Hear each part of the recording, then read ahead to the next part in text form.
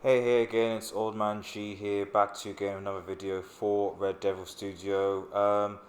I'm going to be honest, guys, this is going to be a bit of a mini rant, just regarding the reality of Manchester United at the moment. There's been a lot of, well, obviously there's a lot. If anything, it's the opposite. There's not been much. Yes, there's something tweeted by United with like Paul Pogba and Lingard's altercation. I don't think there's anything in that, but it's these types of things, you know. Then there's also these reports saying that apparently Solskjaer has a foreign versus British divide. There's issue with training regimens, etc. And really, my big concern for the upcoming season is this is the same negativity, the negative reaction that was around Manchester United pre-season leading up last season when Jose Mourinho was in charge. Um, you know, reports that Jose was frustrated, wasn't getting the players he wanted, saying things like getting top four would essentially be a miracle. And maybe we all laughed it off. Maybe we thought that, come on, Jose, the negativity, blah, blah, blah. But now we're increasingly sort of seeing the reality of the situation. And to be honest, I think if you ask any United fan, I think, they'd be foolish to believe that top four or getting top four is not going to be a challenge this season. Especially when so far you look at the reality of the squad. We've signed basically an inexperienced Daniel James, who is quality in the Championship, but is not Premier League proven. Wan-Bissaka, who I think was one of the best right backs last season, but again has only had one good season in the Premier League so far. Yes, we might sign Bruno Fernandes. Yes, we might sign Harry Maguire, who have got more experience. Well, obviously Harry Maguire has more Premier League experience, but these are deals, these are discussions that should have happened ages ago. We're essentially about to start a pre-season tour, and we don't have a full squad. Even if we're going to sign new players, in order to get them to gel, in order to get them to be ready for the season, they need to be on a pre-season. We shouldn't underestimate the reality of a good pre-season. You look at Liverpool, look at City. They haven't really signed that much. They've got stability, they've got structure. Man City have made their one initial signing, they'll go on, they'll have a pre-season, they'll form gel, they have their plan. Tottenham same. This is why I believe, frankly, I'm speculating here, if I'm honest, but the way that I see it, I think that the top three positions aren't going to change.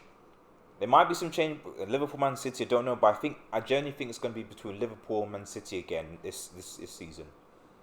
Possibly Tottenham with an outside chance, possibly. But those top three positions are going to be solidified. Because frankly, if you look at United, and so the question is, it's essentially United, I believe, have a battle for top four with Arsenal and Chelsea. But to be honest, also with the likes of Leicester and Wolves.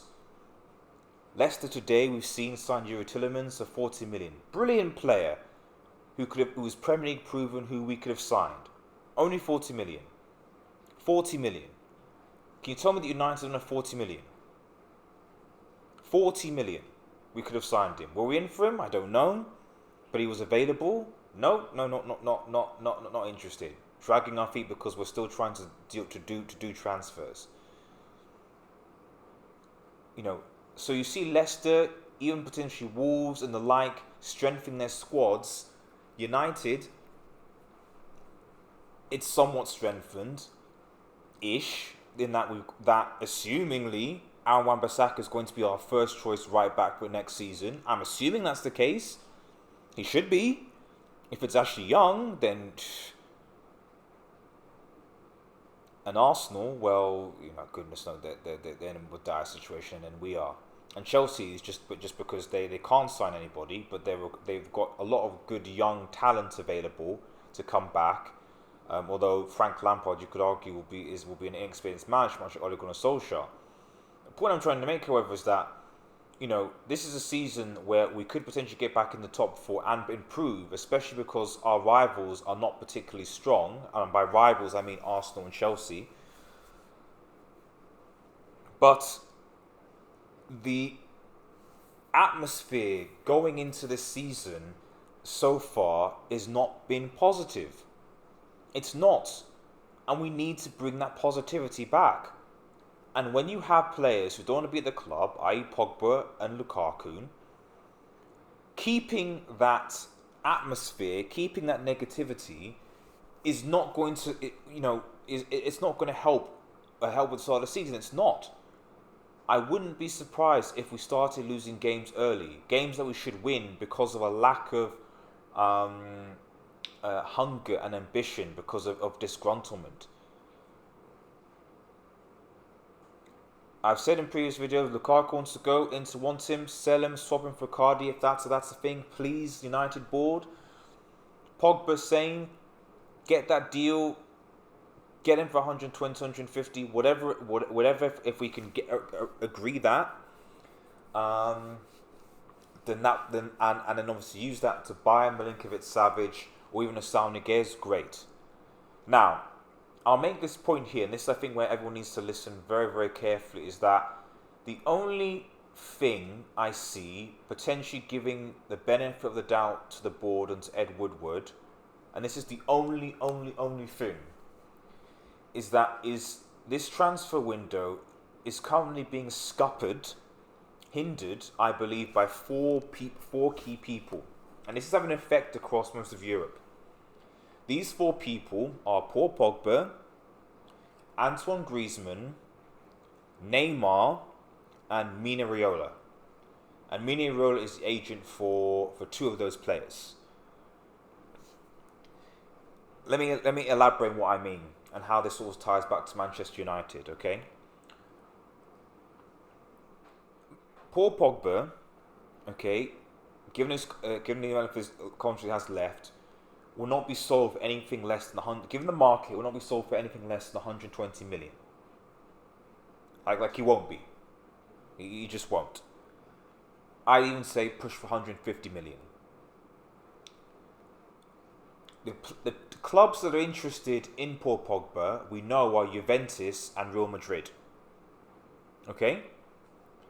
And Juventus and Real Madrid can pay that. But here's the difficulty here. Maybe it's financial fair play, whatever. If you look at Juventus, I should say De Ligt is also... the fifth person would be De Ligt, sorry. If you look at Juventus currently are wanting to sign De Ligt, but they can't. Well, okay, no, they can, but they haven't reached an agreement with Ajax for the fee. And who's the De Ligt's agent? Mino Raiola. That guy just should be banned from football. He's got his hand in so many. He's a greedy money grub anyway. It's just it's bad. He's just a bad person. But anyway, the point I'm trying to make there is that Juventus and Ajax have yet to agree a transfer fee. Supposedly reported around 70 million, but they've yet to agree with it. And potentially, that fee is a stumbling block, I believe, for getting Paul Pogba for Juve. Or, potentially for Juve saying, well, if we spend the money on De Ligt, which is good, which we should, are we going to have that budget to buy Pogba? And do we need to offload players? In that case, who are we going to offload? And that causes a contingent. This is a similar situation with Real Madrid. Real Madrid, again, also the money they can buy, and they can spend 120 and put on Pogba. There's also a bit of an interest in Neymar, but I'm not sure whether they'll go for him. But they've already spent quite a lot of money already. Specifically, they spent, was it 85 or 100 million? I can't remember. On Eden Hazard. Somewhere between 85 to 100 million, I think. On Eden Hazard. So if Real Madrid are going to spend yet again another 120 million on Paul Pogba, they have to offload players. They have to. For financial fair play, for squad, they have to offload players. And it looks like the only players that seem to be able to offload would be like Gareth Gale, Tony Cruz, but United don't seem to be interested in those players. So it's like, okay, you know, the interest is there from Madrid, it can go, but can they when they have not been able to offload, in particular, Gareth Bale? So that's a problem. Then, if you look at what's happening with Atletico Madrid and Barcelona with one Antoine Griezmann, again, it was almost a done deal. Griezmann was supposed to go to Barcelona. Unfortunately, Barcelona cunningly did a behind the scenes pre-contract agreement with Griezmann, and Atletico Madrid aren't happy with that, and feel that they, rather than the 120 million, they feel that Barcelona should pay the 200 million, and Barcelona aren't particularly happy with that, which is why the deal is currently being stalled. Which then causes a problem because Barcelona are rumoured to be interested in Neymar. And Neymar's that's thrown a spanner in the works because there's an issue with Barcelona saying, well, you know, should we, now that Neymar's available, should we maybe divert our money towards Neymar? Maybe we can still go for Griezmann and Neymar, but now Atletico Madrid is saying we have to give them £200 million, and if we're going to go for Griezmann and Neymar, who are we going to offload? How are we going to afford this? Will it be Coutinho, Dembele? Who's going to pay for them? Who's going to get them? These are the realities of the transfer window, and of course that offers a knock-on effect of PSG in terms of who they sign and where they goes.